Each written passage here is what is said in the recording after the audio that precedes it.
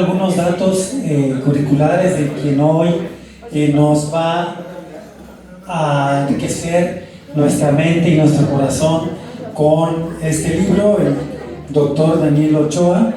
Pues en lo general él me pidió que lo presentara de manera concreta, ¿no? Y específica, como un caminante que va haciendo camino al andar, algo así. El doctor Daniel Ochoa, pues obviamente es antropólogo social y además doctor en educación, profesor de la Facultad de Ciencias Sociales.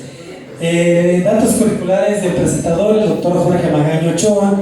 Él es postdoctor en Ciencias Humanas y postdoctor en Ciencias Políticas por la Universidad de los Andes, en la Universidad de Mérida, en Venezuela. Doctor en Antropología Social y Cultural por la Universidad de Sevilla, España. Profesor titular de la Facultad de Ciencias Sociales Campus 3 y del doctorado en Estudios Regionales del PNPC CONACYT, líder del Cuerpo Académico Estudios Mesoamericanos y coordinador del Observatorio Regional sobre la problemática del suicidio en población indígena. Todo ello en la Universidad Autónoma de Chiapas.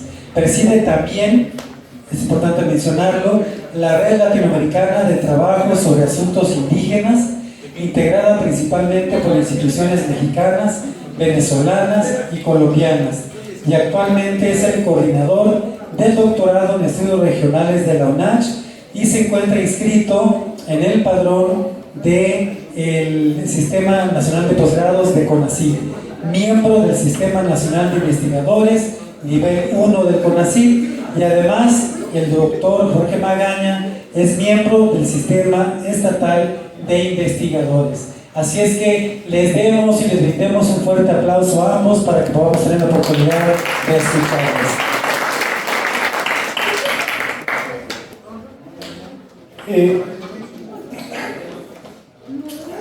Buenos días a todas, todes, como se habla ahora en el lenguaje incluyente. Es para mí un honor y un privilegio estar aquí con ustedes, pero sobre todo es un honor que el doctor Daniel Ochoa me haya invitado a platicar un poco sobre su libro. Les voy a pedir una disculpa tanto a él como a ustedes. Ando, no sé qué me invitó a comer ayer el señor director y ando muy malito. No, fuimos a Tuxtla ayer por una reunión con el rector. Entonces preparé un pequeño escrito para hablar un poquito del libro del doctor. Entonces, si lo leo, discúlpenme por favor, para que no me trabe la luenga, como dicen en mi pueblo. En muchas ocasiones, presentar un texto y se le agradece además a quien lo invita a uno, no es tan complicado, la verdad que no. Solamente basta leer la introducción y el resumen del capitulado que comprende la obra, quizá en algunos casos las conclusiones, en caso de que éstas existan, para darle una idea a la audiencia sobre la importancia de leer el libro presentado. En ese sentido, pues solamente basta con leer la excelente referencia que se hace de su libro en la contraparte. Resintencia significa darse la oportunidad de escudriñar la memoria, mirar las vivencias, reconocer las emociones sociales, darle lugar en nuestra memoria corporal, porque sólo así seremos capaces de sentir y resentir emociones como el dolor, coraje, la tristeza y el miedo. Emociones construidas estructuralmente por el despojo de la subjetividad del sujeto individual y comunal. Resintencia implica la toma de conciencia para hacer posible la resignificación de la emoción. Existe la necesidad de resignificar el dolor, el miedo, el coraje, la tristeza, porque sólo así podrá levantar la mirada de sentido. Las experiencias vividas, por trágicas que hayan sido, se conviertan en el campo que hará germinar las esperanzas y utopías para construir el mundo de las posibilidades, es decir, construir lo nuevo desde el lugar del sujeto histórico. Esto evitará reproducir el mundo que se construye desde fuera del sujeto, el mundo de la modernidad colonial caracterizada por el consumismo que consume al sujeto. Ya está. Ahí está el libro, vámonos. Ya está presentado. Muchas gracias. Ya, se acabó. Ahí está la esencia del libro. Sin embargo, considero que el libro va más allá.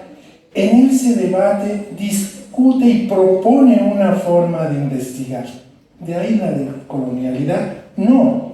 De ahí la resintencia como concepto base que nos permita entender otro tipo de conversaciones y otro tipo de narrativas, voces, robándome un poquito la expresión de nuestra antecesora, ¿sí? de este proceso mismo con el que interactuamos con el otro. Una forma de adentrarnos en las realidades individuales y sus extensiones de vida colectivas a través de las narrativas como forma que posibilita esa apropiación. Nuestro autor busca demostrar, comprender o invitarnos a la reflexión conceptual sobre lo que significa investigar desde adentro de los pueblos, desde la no academia occidental y occidentalizada, y además eso desde diferentes ámbitos y o disciplinas, no solamente la antropología, la educación o la sociología, va más allá de este universo. Si están esperando que yo les hable del libro como tal, no, están un poco equivocados, porque si se los platico ya no lo ven. ¿Sí? La idea es, él no lo sabía, entrar en un debate con él sobre sus propias conceptualizaciones. ¿Por qué? Porque eso es lo que me inspiró el libro. Sí, el libro, les digo, ¿sí? Agarramos la introducción y les decimos de qué se trata. Ya. O hacemos una extraordinaria exposición como nuestra antecesora que nos dejó así con la boca abierta a todos y ya. ¿Pero qué me deja? ¿Qué me deja esta construcción misma que además a su vez les llevó años a ustedes construir? Enamorar la lectura de este libro entonces obedece a dos cuestiones principales para mí, entre muchas.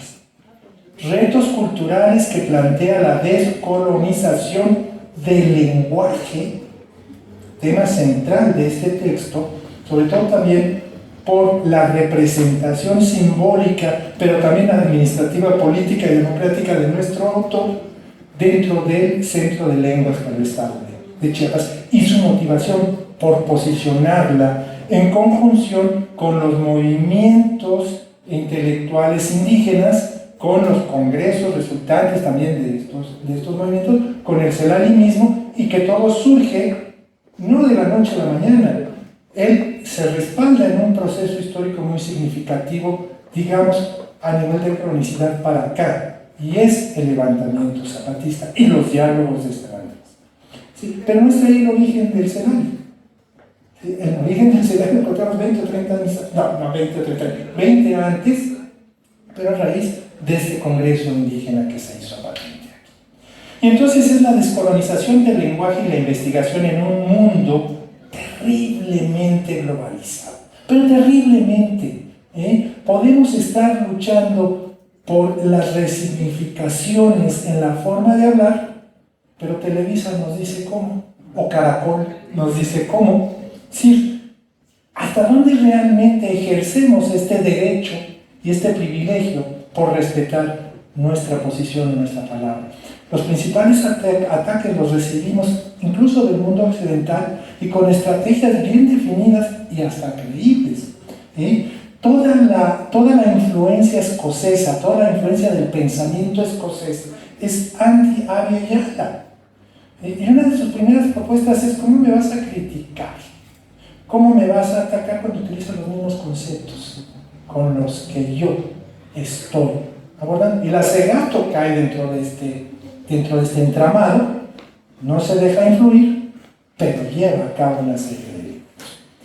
Y no solo la Segato, también nuestro querido compañero. Y porque la conceptualización de la llamada descolonización generalmente la entendemos como las expresiones culturales de un pueblo que se consideran dignas de ser conservadas y que han recorrido un largo camino desde sus orígenes.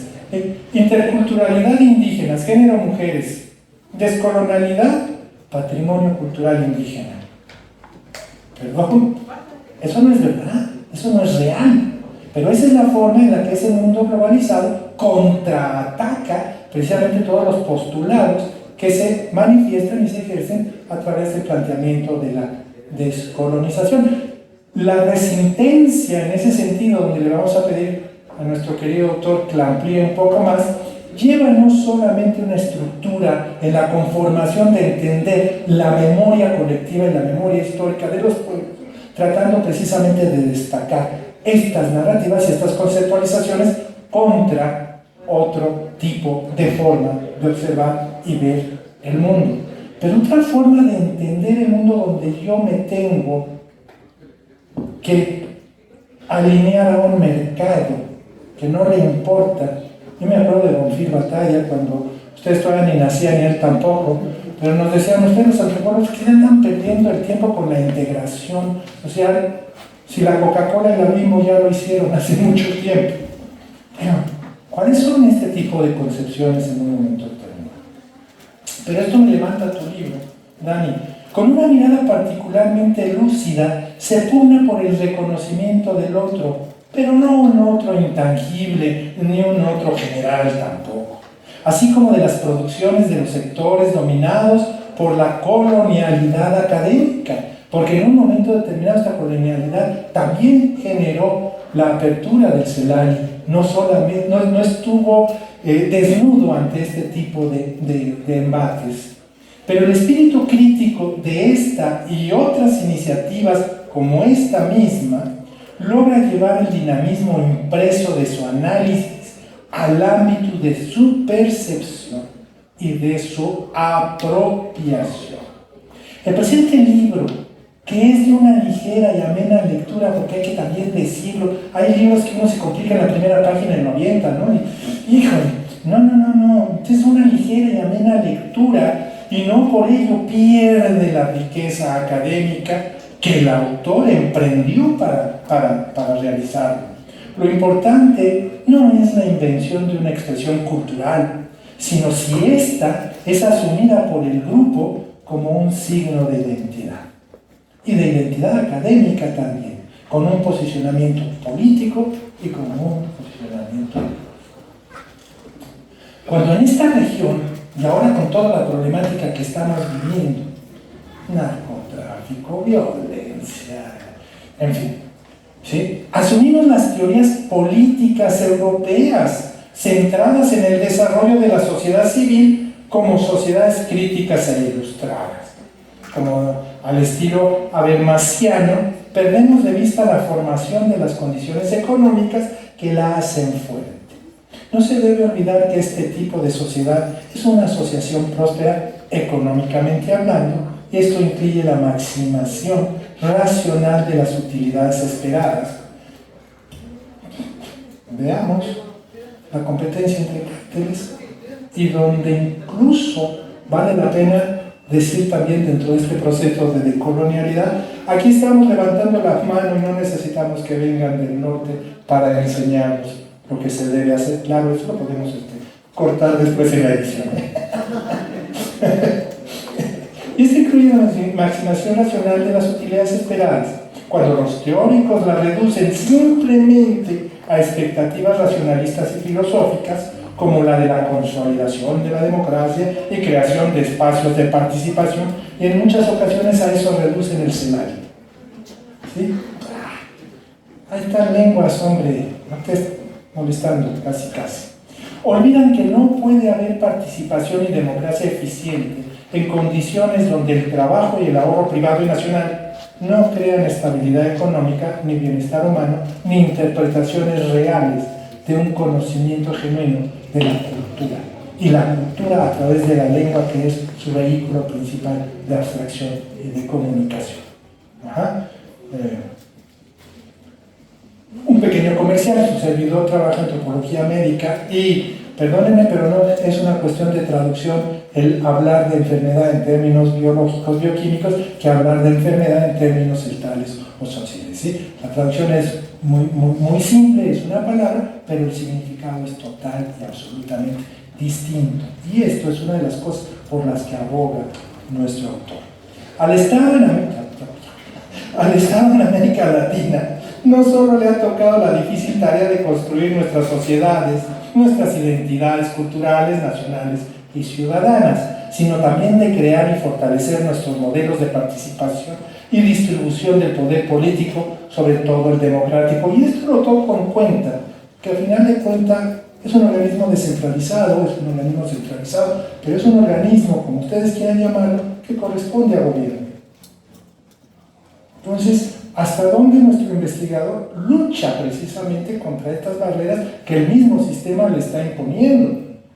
No es nada fácil de estar en sus zapatos, la verdad, pero nada sencillo dentro de lo que él está proponiendo. Quiero cerrar esta intervención para dejar hablar al autor de su libro, y tomando las palabras de un extraordinario amigo que tiene muchas ganas de traerlo, de Pepe Quintero Weir. Pepe Quintero es uno de los creadores de las epistemologías del sur. Reconocemos más a Boaventura o a Walter Goncalves, que acaba de fallecer, pero uno de los que día a día dialogan es un guayú. Él es un guayú, y por ser guayú, entonces volteamos a ver a Boaventura, o volteamos a ver a Minolo, o volteamos a ver a Walter Goncalves, porque ninguno de los tres que acabo de mencionar es indígena. Sin embargo, uno de los que creó realmente y ha mantenido el seminario de abajo, desde los de abajo, en Sudamérica, que nuestra compañera debe saber bastante mejor en qué es de él, es José Ángeles Quintero. Y me gusta esta relación. En torno a la necesidad de investigar y aprender, esto lo escribimos juntos, no vayan a pensar que todo colectivo social lo es en sí.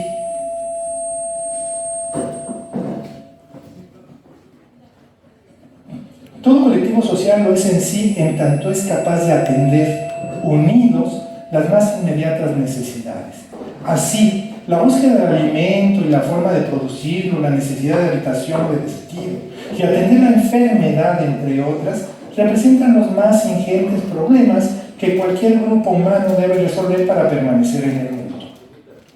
Son estas necesidades fundamentales y otras no materiales las que conforman la razón de existencia como unidad de una sociedad determinada. Y la lengua, podría preguntarse nuestro autor, ¿dónde queda? Las soluciones a estos problemas requieren de una serie de acciones que forman parte del proceso de ubicación y conocimiento de un espacio. ¿Qué hago? ¿Me paro? No. Ajá. Que por esa vía es configurado como lugar del grupo. Es decir, la ubicación de un colectivo social en un espacio determinado solo es posible luego de conocerlo.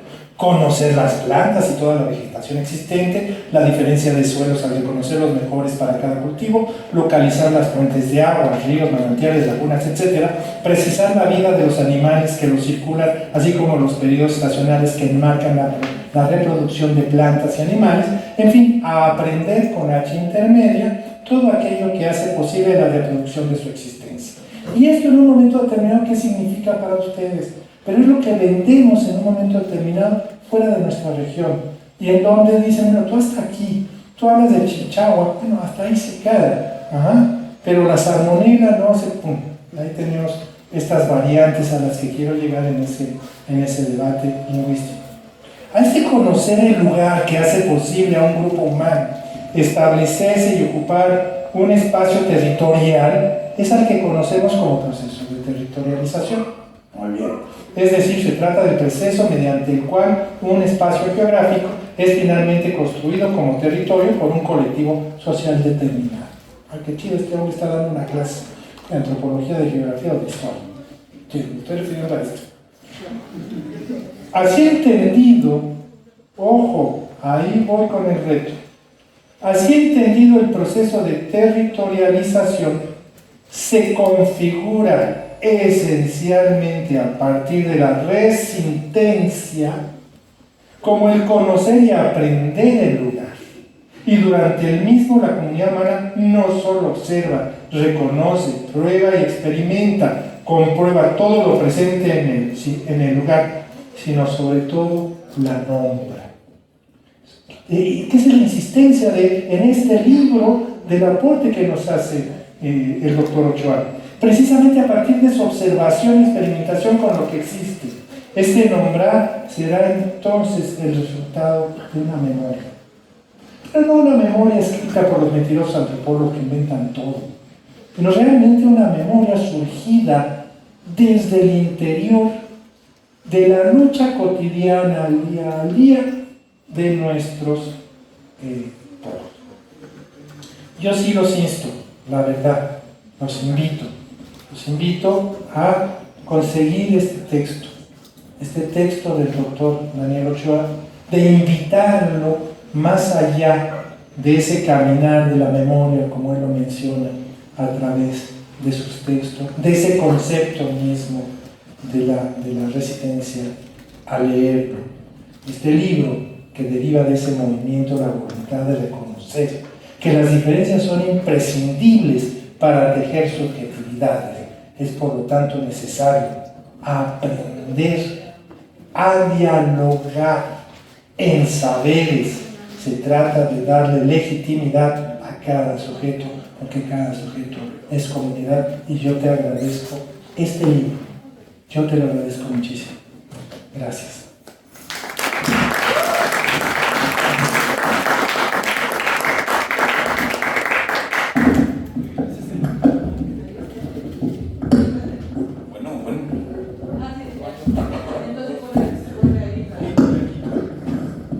Bueno, vamos a echarle jugar con esto.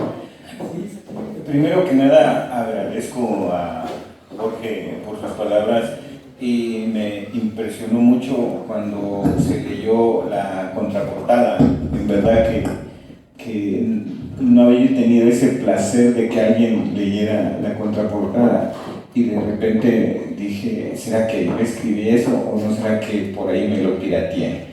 Y la verdad es que sí creo que fue un momento de profunda inspiración, en ese momento de que uno está trabajando un poquito la memoria, queriendo tomar conciencia de lo que uno hace y sobre todo los espacios que uno habita, que uno nos permite existir, ¿no?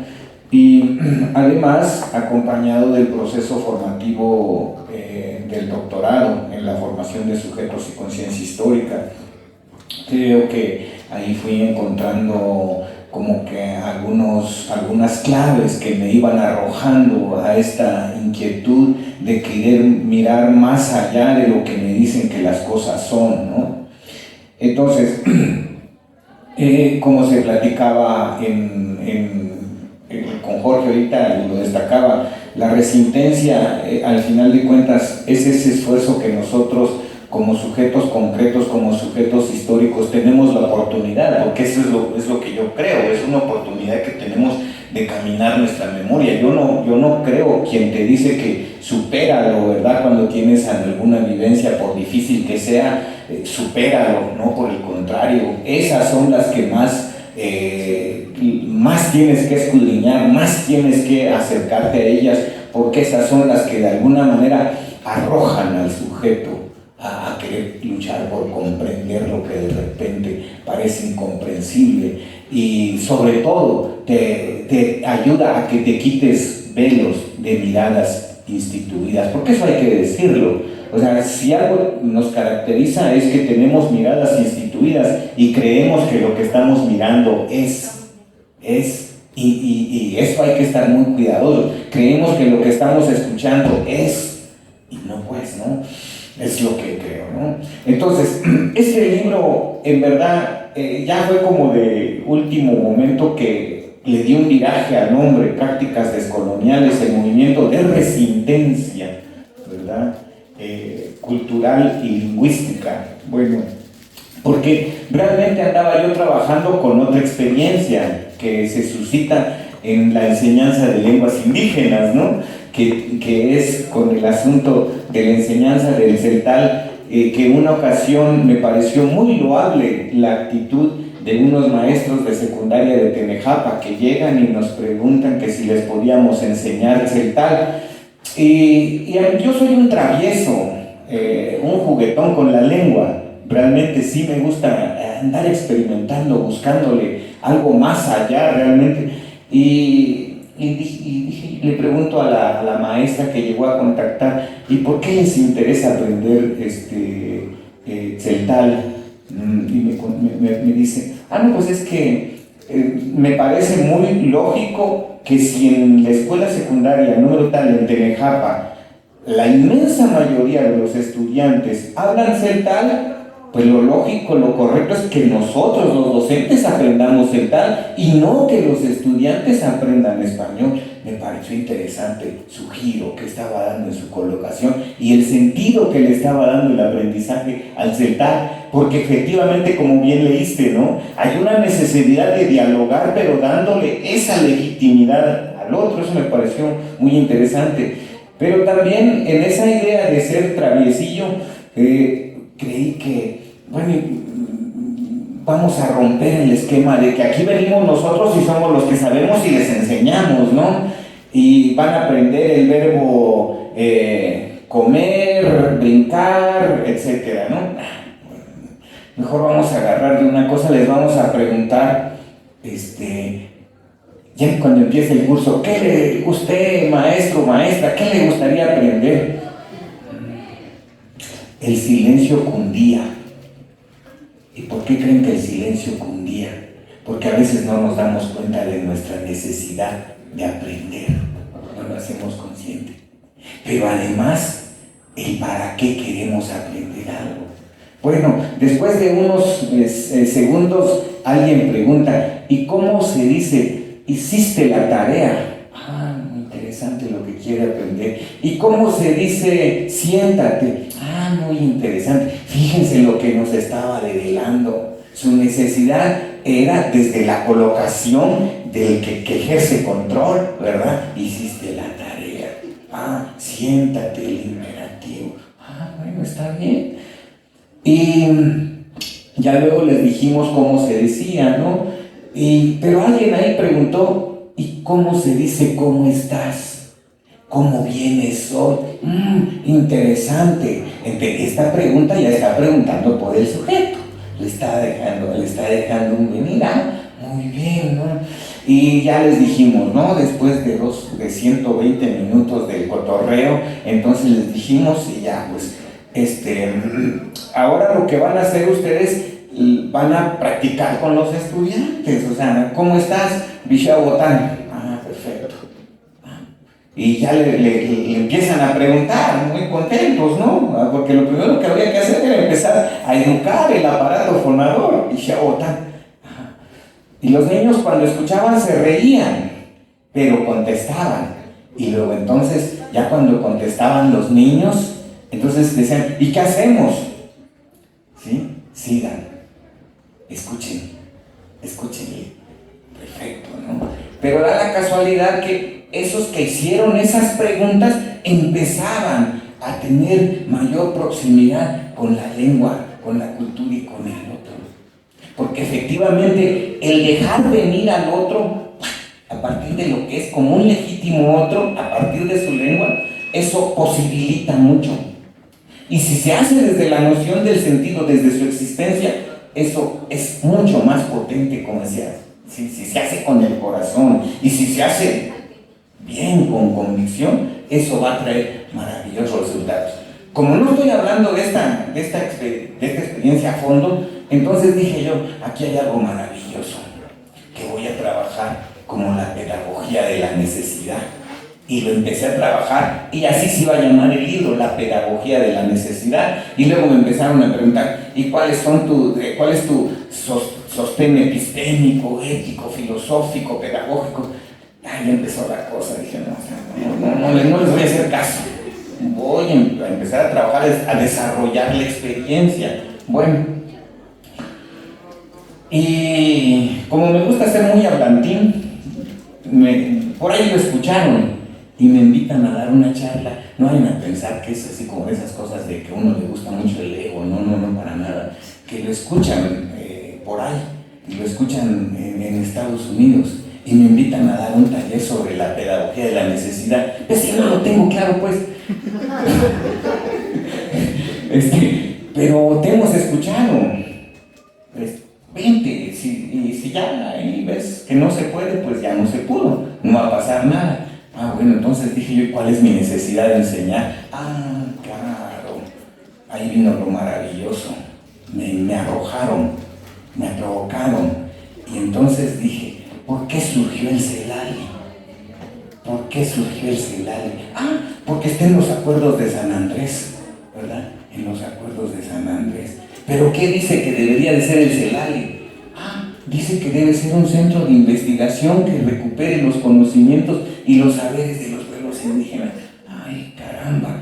Y me miro yo, pues si yo estoy adentro, bien dicho, no es fácil estar en el lugar y ser autocrítico, estar adentro. Pero ¿será que eso hemos hecho? No, parece que no hemos hecho eso. Porque luego nos empezamos a dar cuenta que el placer del poder colonial nos empezó a gustar, pero además los placeos que te da. Y eso sí estaba muy tremendo, ¿no? O sea, darse cuenta. Híjole, ¿no? Entonces dices, bueno, pues leamos los acuerdos de San Andrés, pero ¿qué hay detrás de esto? Y lo decía el del padre. El Congreso Indígena 1974, ¿qué estaban demandando los pueblos indígenas? Derecho a la tierra, derecho al libre comercio, derecho a la salud y derecho a la educación. Pero ya desde entonces estaban demandando que fueran, que tuvieran una educación desde su lengua, desde ahí, que no los despojaran, de sus pertenencias, que traían su gallito, su gallinita y pum, lo mataban. Ya, pues te voy a dar tanto libre comercio. Y así, cosas por el estilo, ¿no?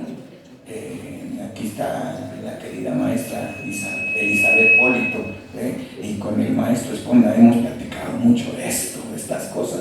De hecho, en una charla que nos habló sobre el contexto histórico de los acuerdos de San Andrés, lo trajo a cuenta, ¿no? Eso me parece muy interesante.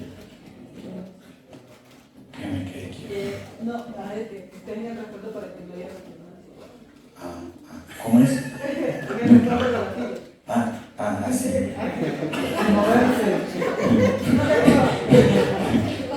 Sujetado. Bueno, es que no puedo, yo como Gil Deleuze no puedo hablar quieto. Bueno, y entonces dije yo, vamos a reconocer estos movimientos históricos, que es ahí como la matriz histórica donde empieza a pensarse el CELALI, porque lo que deja el Congreso Indígena de 1974 es la inquietud de querer escribir sus lenguas. Cuando ya estaba sembrada el deseo de escribir las lenguas, la pregunta fue, ¿qué escribimos? ¿Qué escribimos? Pues escribamos nuestra narrativa, nuestros cuentos. Dijeron que eran cuentos y resulta que no son cuentos, que es historia. Pero como estábamos diciendo cómo nos nombran, pues está bueno, ¿no? Perfecto. Pero luego entonces surge el EZ en 1994, que es como la primera parte del primer apartado, una reflexión sobre estos dos momentos, y luego surge el CELALI, pero surge con una narrativa de Estado.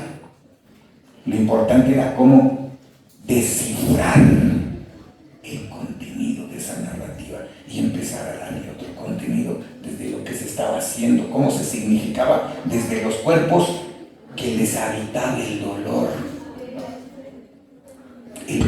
del ser pueblos excluidos, rechazados, marginados, despreciados. Ese era el desafío, para que el CELALI no se minimizara en su función, que ahí está, a que haga festivales, ¿no? Creemos que Jan de Vos, Andrés Aubry, se murieron con ese deseo de mirar el CELALI resignificado. Y, entre otros compas, de verdad, el que nos insiste mucho es el compa Juan Esponda, que cuando le decimos, vayan a dar una charla, ahí se va corriendo.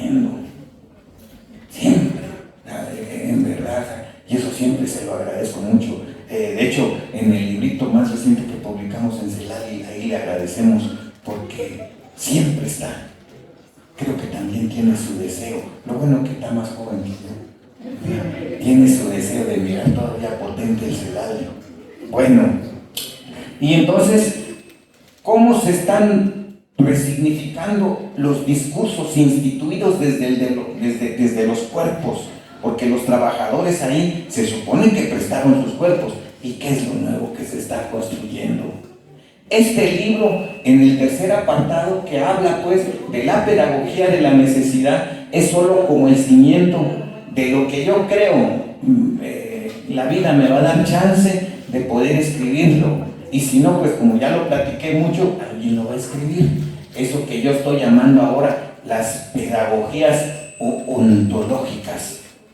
Cuando me escucharon, pero de eso ya hay, las pedagogías ontológicas. No, hermano, no, hermana, no son pedagogías ontológicas, son pedagogías ontológicas, porque ontón es el corazón en tzotzil, y ya no necesito traducir, ¿verdad? El corazón como el territorio simbólico para poder sentir, pensar la realidad que nos permita reinventarla. Si no le ponemos corazón a lo que hacemos, a lo que queremos construir, no hay futuro. Yo creo que ahí le paro, porque si no, para que nos pregunten, ¿verdad? Gracias.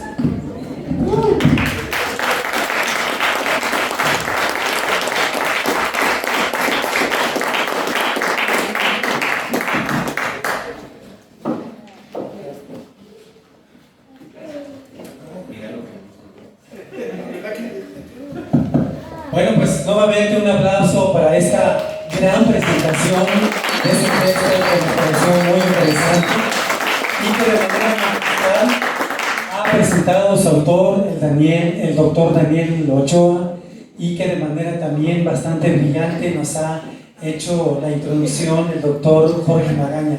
Muchas gracias a ambos por aportarnos esas otras miradas y esa otra comprensión de la intersubjetividad colonial.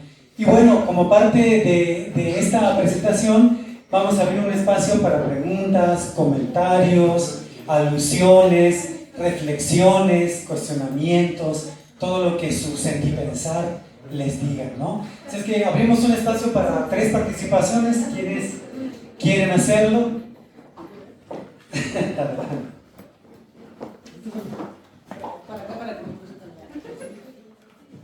Bueno, pues primero que todo agradecer al doctor Jorge, al doctor Daniel. La verdad es que cada vez que yo escucho, digamos, este tipo de intervenciones me convenzo más de la necesidad de caminar con el corazón. Y en ese sentido me llama mucho la atención esto último que acaba de decir del ontón, ¿no? Creo que algo fundamental de todo este ejercicio de sentir y pensar en la academia, con la academia, pero no solo desde la academia, implica ese ejercicio del corazón.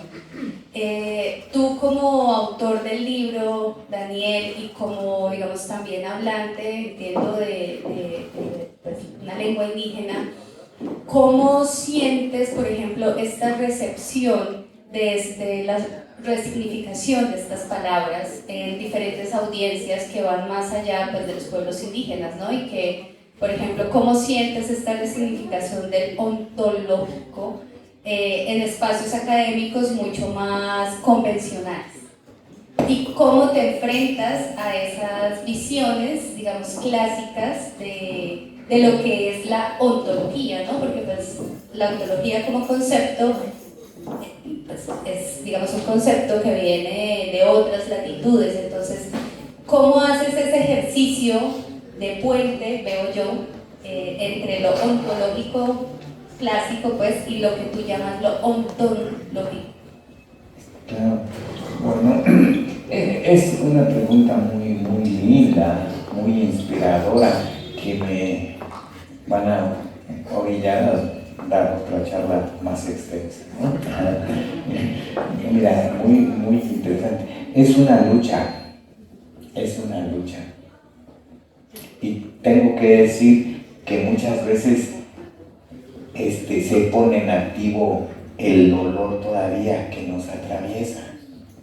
Porque luego entonces, o no se ve nada más como una cosa muy llamativa, ¿verdad? O ontológico, pero que inmediatamente te pasa que la pregunta es, ¿pero qué quiere decir? Y entonces luego me invitan a decir, abre tu corazón, pero no como se está pensando ahorita de Jama Chulel, no, sino abre tu corazón, y cuando tu corazón esté bien preparado, vas a empezar a construir el sentido de lo ontológico, porque entiendo que el corazón para los pueblos mayas es lo que nos pone en relación con la vida, con el mundo de la vida. Por eso para los celtales preguntar Vishabotán, ¿qué dice tu corazón? Ay, Cotán, se perdió mi corazón, ¿verdad? Es como decir, lo olvidé. Pero cuando uno se pone a hacer esas traducciones, hay un vaciamiento del contenido y empobrecimiento de la diversidad de los conocimientos. Ahora bien, ese tipo de resistencias me favorecen mucho, porque me inspiran a escudriñar más que el exceso del positivismo, ¿verdad? Y claro que uno necesita el apapacho, pero mucho cuidado con que uno vaya a quedar atrapado ahí, ¿verdad? Sino que también nos va, en verdad, que los espacios de lucha, como dije al principio, es lo que nos va abriendo, ¿verdad? A seguir buscando más eso que decimos diversidad cultural. En verdad, ¿cuáles son esos conocimientos diversos que le pueda servir a la humanidad hoy en día? Si lo logramos eso, vamos caminando. Y si no, si solo traducimos cosas, está perdido el asunto. Gracias. Sí, hola, buenos días. Mi pregunta va en como lo que mencionaba al principio acerca de cuando en secundarias en Tenejapa un grupo de maestros les pidió que les enseñaran a hablar la lengua, ¿no?, que hablan estos jóvenes. Y justo pensaba, bueno, México desde los primeros programas de alfabetización se da en español, ¿no? Y de alguna manera se homogeneiza toda esta intención de enseñar a leer y escribir. Y bueno, en un estado como Chiapas y sobre todo en esta facultad, en donde creo que hay una población importante de jóvenes que hablan español como segunda lengua y que nunca han sido alfabetizados en su propia lengua, y llegar ya a un estudio profesional, pues he notado que hay dificultades, ¿no?, en entender, no solo en leer y en escribir, pero también en entender conceptos clave de sus disciplinas. Entonces mi pregunta va a usted, ¿qué aconsejaría hacer ya en este nivel superior, tanto para maestros como para alumnos, ¿no? ¿Cómo lograr que se transite la carrera universitaria de estos jóvenes pues de una mejor manera? Es una pregunta que igual platicamos mucho con los estudiantes y los maestros. Como estamos determinados por relaciones de poder y cada uno hace ejercicios de sus espacios simbólicos, porque ahí está cómodo, ¿verdad? Entonces uno opera desde el poder hegemónico, ¿no? Y muy sencillo, ¿no? O sea, lo primero que nosotros hacemos cuando revisamos un ensayo, ¿verdad? Empezamos a mandar observaciones de que si tiene mala ortografía, de que si tiene mala sintaxis, ¿no? Claro, porque no tenemos conciencia de que aquellos compitas lo primero que aprendieron fue una lengua materna diferente al español, con otra gramática. Entonces cuando empecemos a ser conscientes de eso, no solo vamos a reeducarnos como sujetos al darle lugar al otro, sino que vamos a tener posibilidad de poder de verdad comprender eso que se está planteando, cómo repensar la educación. Si no hacemos eso, está perdido el asunto. Yo soy un poco pesimista, porque hay que de verdad darle legitimidad a esos conocimientos diversos. Si no, ¿qué va a pasar? Miren, el año pasado se tradujeron los libros de primaria a diversas lenguas indígenas, que estos que está trayendo la nueva escuela mexicana. No les miento, es real. El compa que vende libros aquí afuera, ahí los tiene, los está regalando. Porque se están haciendo traducciones mal hechas. Que conste que yo estoy diciendo que yo trabajo en un centro. Y ahí está la gran cosa. ¿Cómo darle lugar, en este caso, al estudiante? Que se forme sus propias categorías desde su lengua materna. Que se las construyan. Eso hay que motivarla, ¿verdad? Por ejemplo, chulele. Alma. No, papi. No es alma. Es algo, alguna cosa más compleja. Y no lo traduzcas. Dale contexto para que se pueda comprender. Todos manejamos palabras en inglés que quizás no sabemos el contenido, pero sí sabemos para qué sirve. ¿Cómo se llama esa comida china? No sé. Solo de comidas chinas, ¿verdad? Entonces, ahí está. Pero también es un reto que el estudiante debe asumir. Le decía yo a una estudiante de antropología, bueno, varias veces, ¿y por qué no escribiste tu tesis en Sotzil? Es que no sé escribir, claro. ¿Y quién te dijo que no sabes escribir? Miren, ya nosotros mismos nos negamos la posibilidad. Hasta ahí no estoy. Bueno, buenas tardes. Un gusto enorme escuchar a hermanos indígenas decir tantas cosas no dichas, tantas cosas no escritas, no transmitidas de nuestro sentir y nuestro pensar. Y para mí es un orgullo siempre escuchar. Yo había escuchado hablar de resistencia y a mí la palabra resistencia siempre me llevaba a cuestionamientos, luego de reexistencia y ahora escucho hablar de resistencia y que sí me deja pensando muchas cosas porque entre todo lo que dijo usted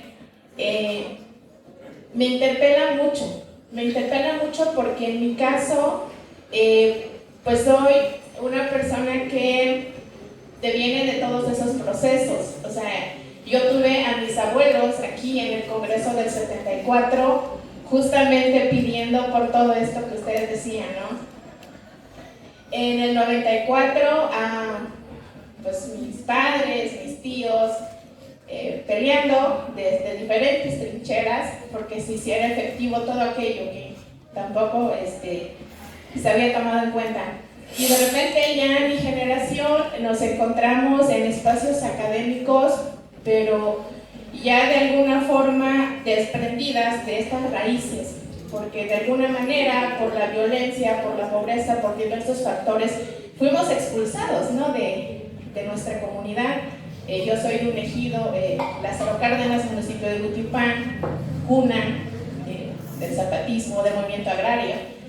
Y de repente yo me encuentro en un espacio en donde, del cual no me siento parte y tampoco pertenezco, siento que ya no pertenezco, ¿no? Donde están mis raíces. Y justo en este sentido es que quisiera como preguntar qué posibilidades hay desde el CELAL y desde otros proyectos el de voltear a ver a estas generaciones como la mía. O sea, y a veces somos motivo hasta de bullying en muchos casos, porque yo tengo igual muchos colegas, muchos primos que decimos, es que yo sí entiendo el Tzotzil, yo sí entiendo el Tzeltal, pero no lo hablo porque no lo practico, o en mi caso porque aquí hay otra variante, y de repente somos objetos hasta de burla, ¿no? Sin embargo, hay un interés, o sea, por ejemplo, en mi caso, siempre me he desempeñado profesionalmente trabajando con mujeres indígenas, pero lo he hecho en una zona tzeltal, entonces también entiendo el tzeltal, pero tengo como esa dificultad y tengo el interés, y a mí me gustaría mucho, o pienso que podría ser un horizonte posible, el de encontrar en alguna institución un acuerpamiento, porque no solo soy yo, somos varios, y yo creo que tenemos ahí eso, porque no nos hemos desvinculado de nuestras raíces, porque estamos en contacto, porque vamos al territorio, pero somos personas que estamos en una realidad distinta ahorita, ¿no? en la cual estuvieron nuestros abuelos y nuestros padres. Y eso era el comentario. Y otra cosa también, justo con lo que decía usted al final, nos sigue pasando, por ejemplo en mi caso, cuando hice la tesis de maestría, a mí me mandaron a corrección de estilo, porque justamente yo aprendí a pensar así, y esa fue una de las cosas que también me facilitó, por ejemplo, aprender inglés, ¿no? el entender la gramática de Tzotzil, que es un poco a la inversa del español, etc. Pero ya en la academia a mí me pasó cosas, ¿no?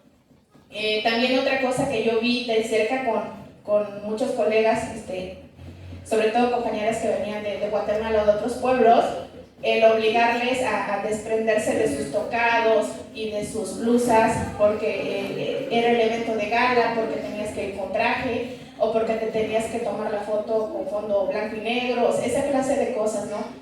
Tan coloniales que todavía existen y en nuestra universidad existe. Entonces creo que habría que repensarlas y replantearlas. Muchas gracias. Sí. ¿Alguien más? Para ya cerrar con... No, ya cierro. Ahí, aquí está para cerrar. Disculpe que, como me dijiste, apropiado del micrófono, pero realmente creo que esta plática era necesaria, ¿no? Yo estoy estudiando historia, voy en el 4º semestre, y precisamente en una materia que llevamos análisis de textos, analizábamos el giro lingüístico, esta cuestión que decía el doctor Daniel, Jaime Boy lo planteaba de la siguiente manera, que realmente todas las historias tienen cierto de narración, ¿no?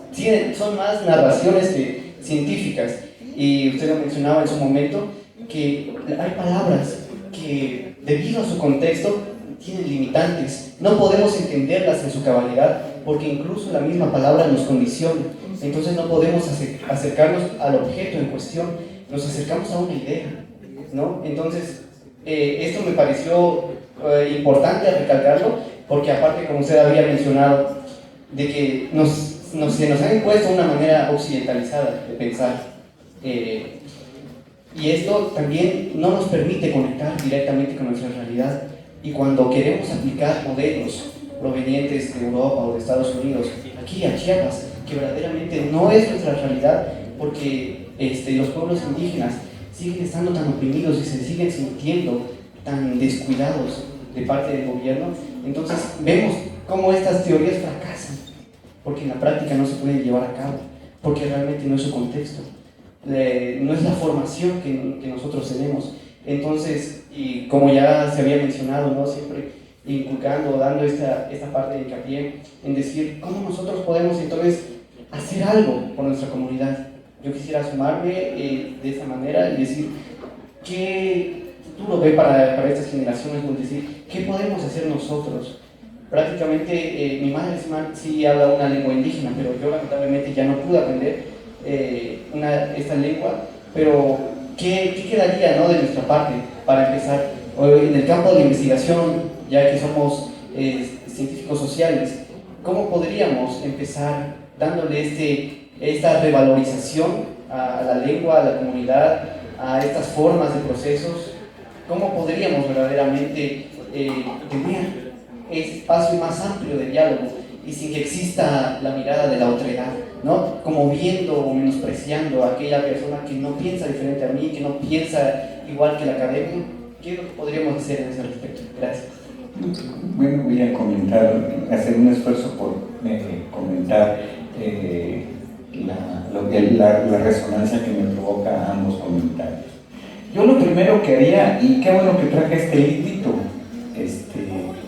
este libro fue mi primer trabajo que se me publicó, yo mismo reconozco como Wittgenstein que aquí mi planteamiento y mi posicionamiento es muy teórico, ¿sí? Y que no estaba haciendo nada nuevo que reproducir un pensamiento. Y creo que este trabajo cumple con requisitos de la academia, bien citado y todo, ¿no? ¿Ok? Porque me había yo creído todo el cuento que me dijeron que las lenguas indígenas estaban en peligro, que había que revalorarlas. La cosa es que no me decían cómo, ¿verdad? Veía yo que hacían cosas y luego yo las empezaba a hacer. ¿Ok? ¿Y cómo se revaloraba la lengua? Dábamos talleres con niños, y los niños lo hablan, los niños juegan, se insultan en su lengua materna. ¿Qué les enseñé? Los jóvenes, hay muchos jóvenes que ya no estaban hablando, que no están hablando la lengua. Ok. Y luego, entonces, ya habían interiorizado la vergüenza, ¿sí? No me hablo celtal. Ok. Y decías, pues ¿cómo me está diciendo? Claro que habla celtal. Lo niega. Y los que no lo hablaban, definitivamente, no, yo soy originario de San Cristóbal, claro. Pero no es el sujeto, hombre o mujer, que está hablando. Es el peso de la historia que está padeciendo todavía. Por lo tanto, si nosotros damos este viraje y decir, no importa que no hables la lengua, porque también eso es muy académico. La lengua es el símbolo principal para la identidad. No es la lengua.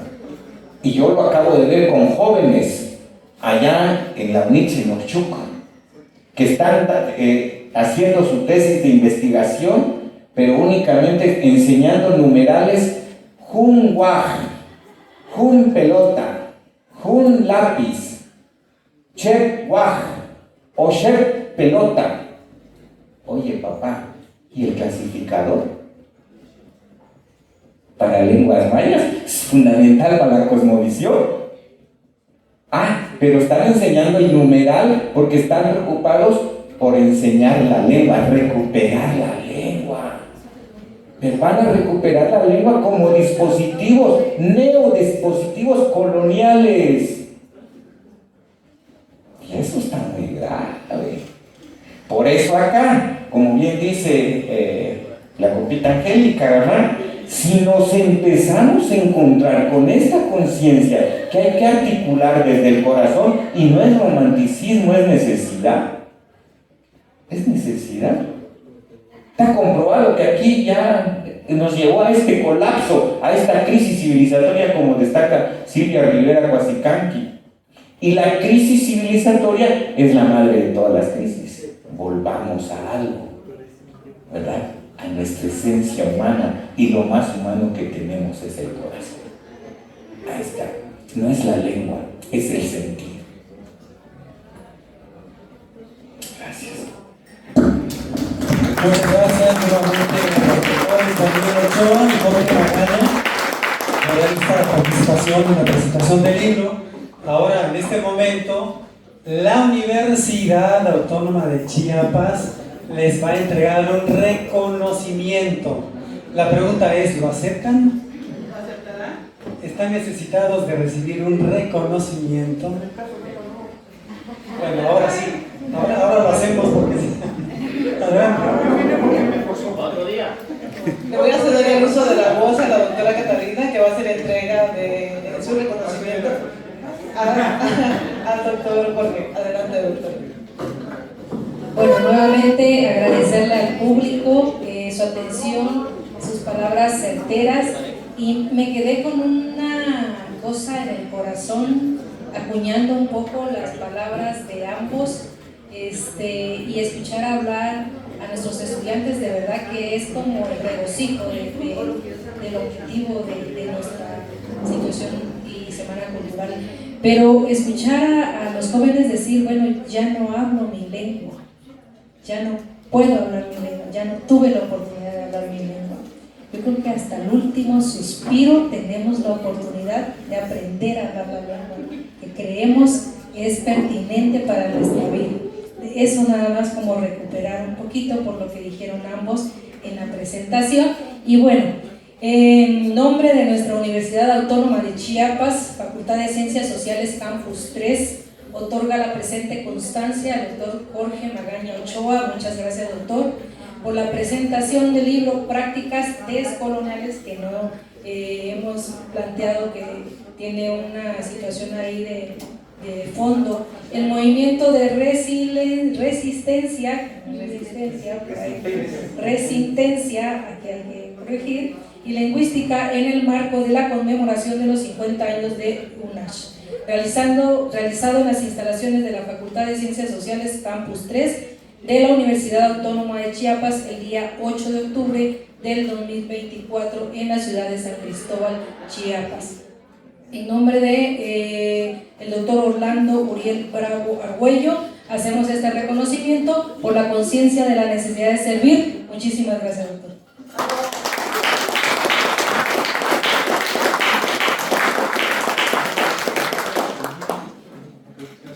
Otorgamos el presente reconocimiento al doctor José Daniel Ochoa Nájera por la presentación de su libro Prácticas Descoloniales, el movimiento de resistencia colonial y lingüística en el marco de la conmemoración de los 50 años de la UNACH, realizado en las instalaciones de la Facultad de Ciencias Sociales Campus 3 de la Universidad Autónoma de Chiapas, el 8 de octubre del 2024, San Cristóbal de las Casas, Chiapas. Por la conciencia de la necesidad de servir, doctor Orlando Uriel Bravo Argüello, encargado de la dirección. Muchas felicidades, doctor.